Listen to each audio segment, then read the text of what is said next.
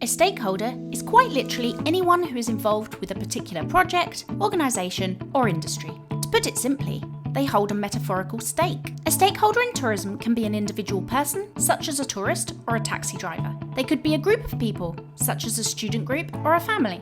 They could be a company or an organisation. The tourism industry is one of the biggest industries in the world. This means that there are many individuals, groups, and organisations who are involved at some level or another. The government plays a key role in the tourism industry. Throughout the different levels of tourism policy and planning, the government will dictate a variety of rules, requirements, and practices, from visa policies to the maintenance of public infrastructure. Most tourism businesses will operate closely with the government. There are a wide range of tourism organisations and operators, from travel agents and airlines through to destination management organisations and travel bloggers, to restaurants, hotels, and tourist attractions. All of these organisations are key players in the tourism industry. There are a wide range of businesses that are seen as stakeholders in tourism. These may be directly associated with travel and tourism, such as an airline. They may also be indirectly associated with tourism, such as a waste removal company who deals with the waste created by tourism. There are also many non-governmental organisations that are associated with the tourism industry. These might include charities or non-profit organisations. Examples include the Tourism Society and the Travel Foundation. Tourists are at the very heart of the tourism industry. Without tourists, there would be no tourism. The tourism industry relies on a wide range of suppliers, from factories producing bedding used in hotels to farmers growing vegetables served in restaurants. There are many suppliers who work either directly or indirectly with the tourism industry.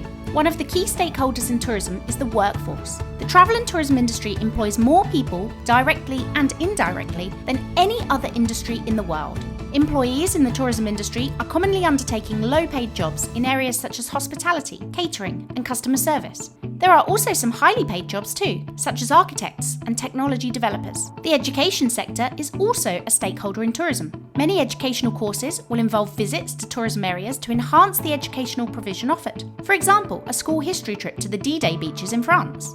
Education is also offered to many employees who work in the tourism industry in the form of training. In order for the tourism industry to function, certain utilities and infrastructure is required. This means that the energy provider is a stakeholder in tourism because it provides energy. It also means that the builders, road workers, and engineers are stakeholders in tourism because they provide and maintain the necessary infrastructure. And there is a strong relationship between transport and tourism. The method of transport between point A and point B is an integral part of the tourism system, thus making the transport providers, such as airlines, taxis, and trains, important stakeholders in tourism. The final stakeholder in tourism is the community. In fact, many would argue that this is one of the most important stakeholders in tourism. It is important that tourism organisations work with the local community. Good tourism management often involves community-level briefings, consultations, and ongoing communication in order to ensure that the important stakeholder is empowered throughout the process of tourism development, planning, and operation. So as you can see, there are many different stakeholders in tourism who each play a very important